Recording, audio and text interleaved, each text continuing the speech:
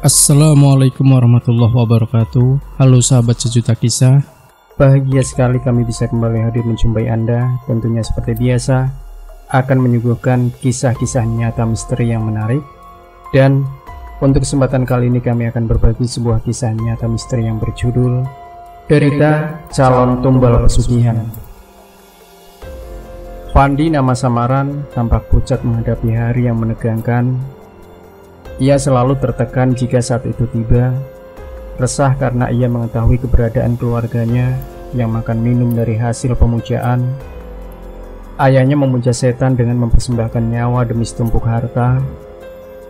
Ayahnya telah mengambil jalan sesat, membuat batinnya selalu tersiksa. Kini hari permintaan tumbal itu telah dekat. Itulah yang membuat Pandi resah. Keresahan Pandi memang sangat beralasan. Sudah banyak korban manusia yang telah dijadikan tumbal oleh ayahnya, termasuk kedua adik perempuannya yang masih berusia belasan tahun. Pandi pun amat takut dirinya akan dijadikan tumbal oleh ayahnya. Sementara di rumah itu kini hanya tinggal ibunya dan dia yang tersisa.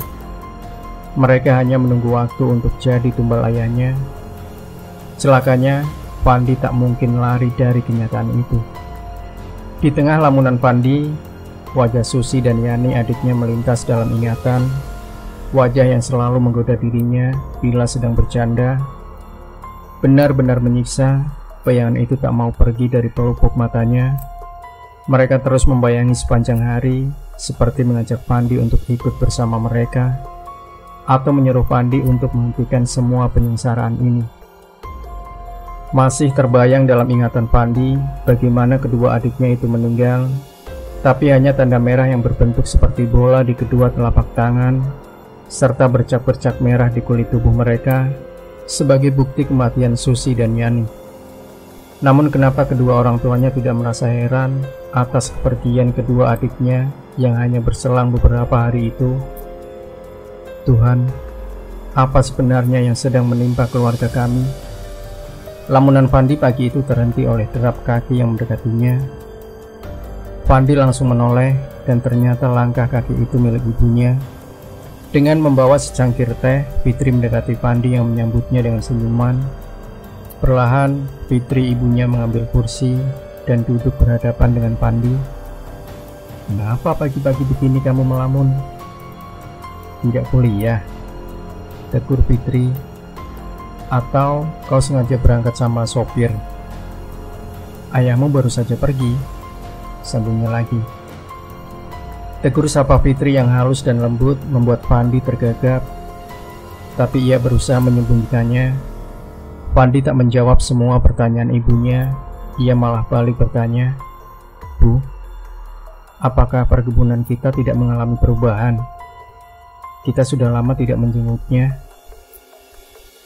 Bila ibu mau, Pandi ingin mengajak ibu ke sana. Sekaligus ada sesuatu hal yang ingin Pandi tanyakan, kata Pandi mengajak ibunya.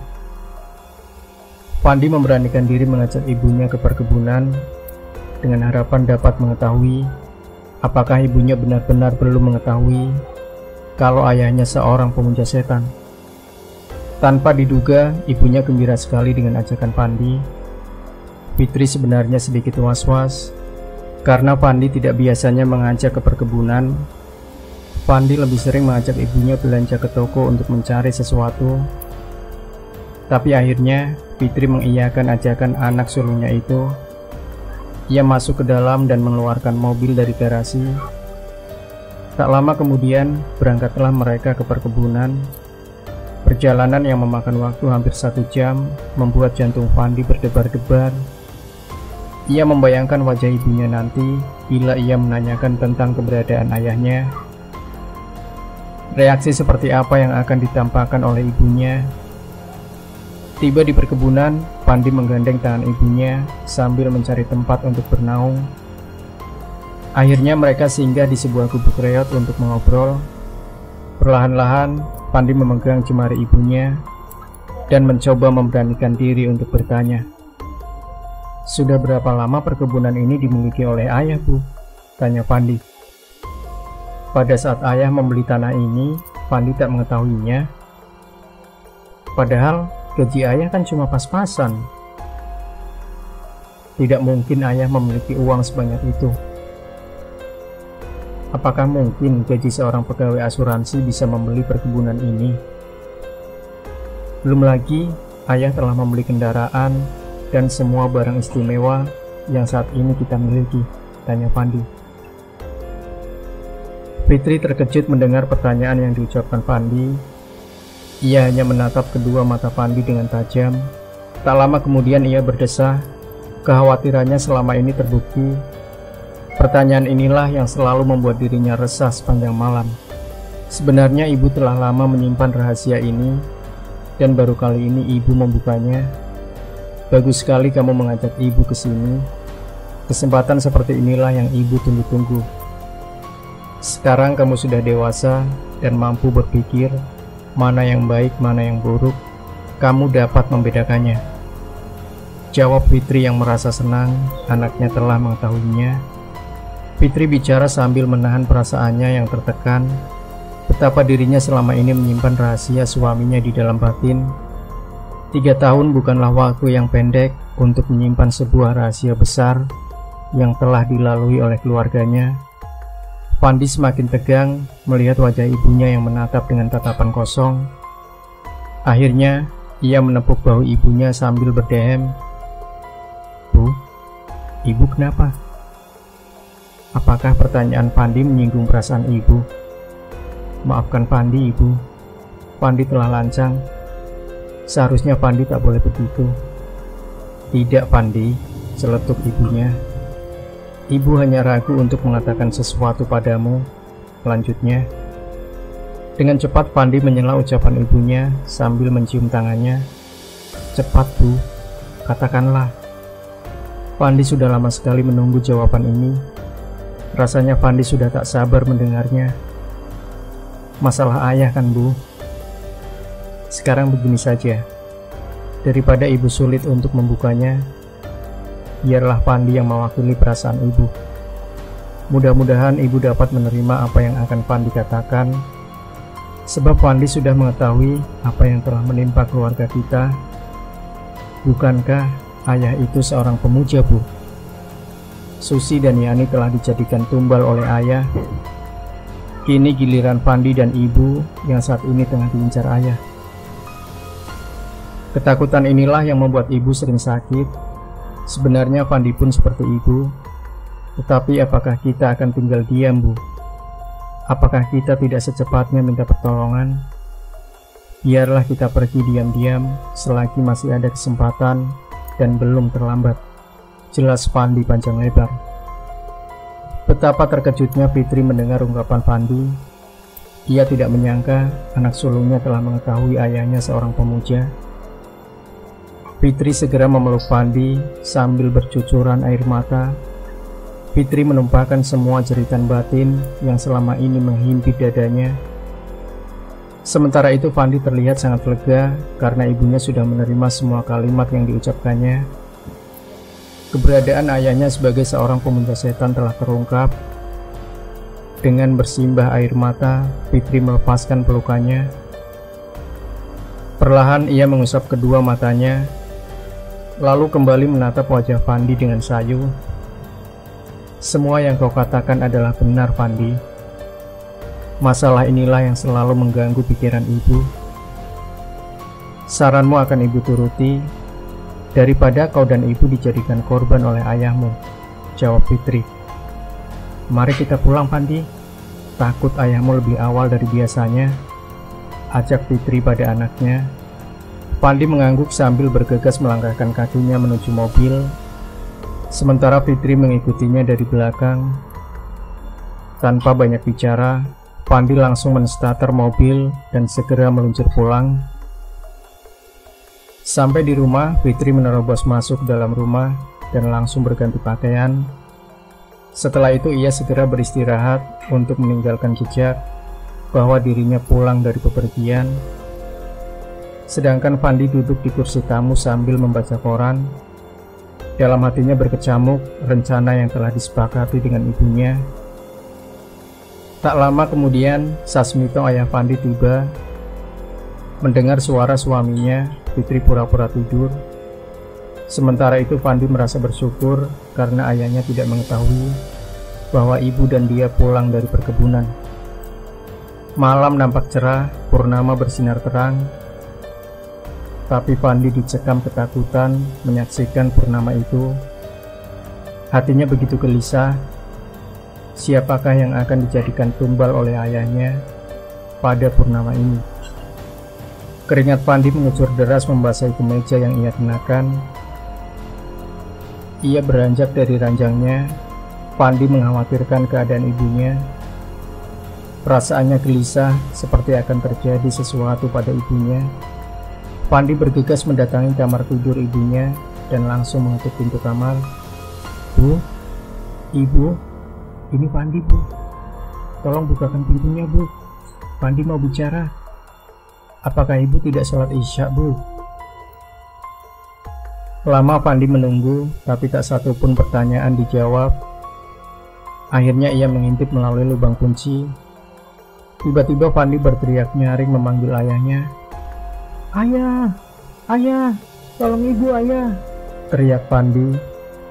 Sasmito menghampiri Pandi sambil bertanya, "Ada apa, Pandi? Kenapa dengan ibumu?" "Lihat, ayah, pintu kamar ini terkunci dari dalam." Saat Pandi memanggil-manggil ibu, ia tak menyahut.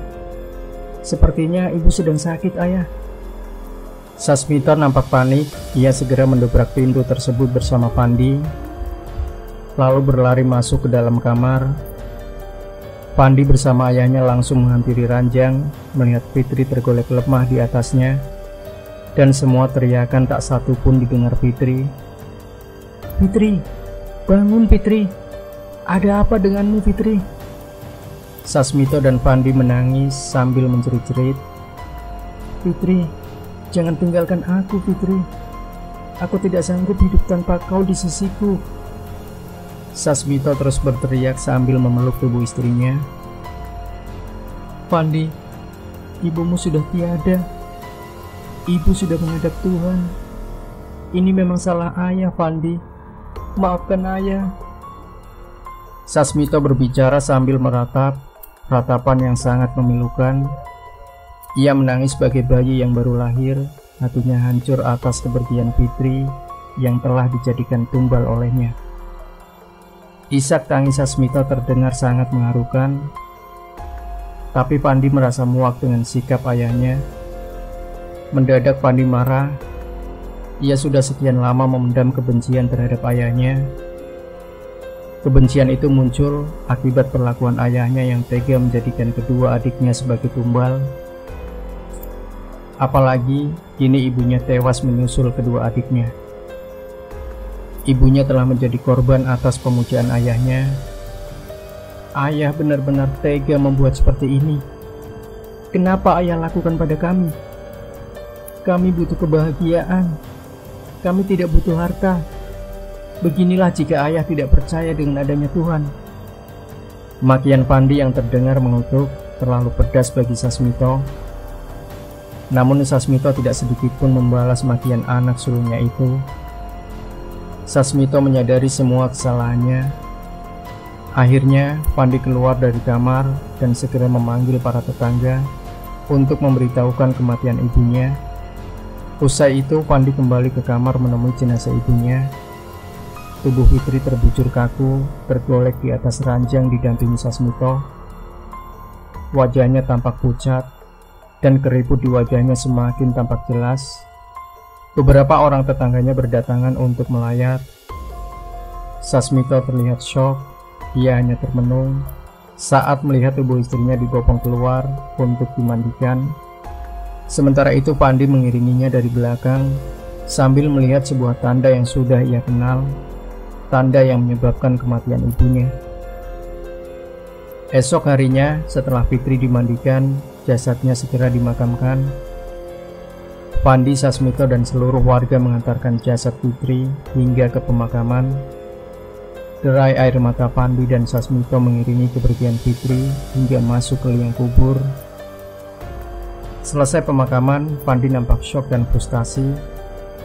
Semangat hidupnya kini sudah tiada lagi.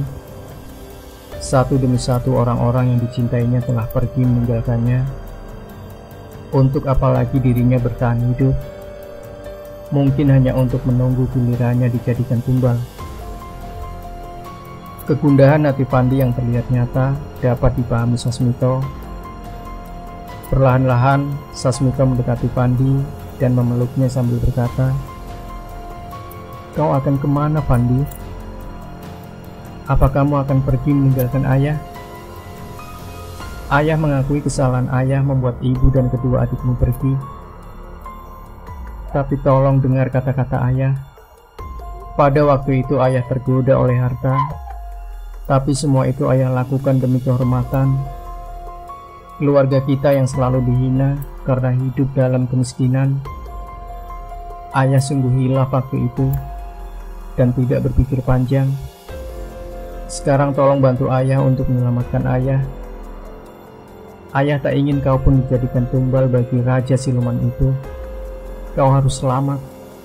Biarlah ayah sendiri yang menanggung akibatnya. Hati Pandi terketuk juga oleh kata-kata ayahnya.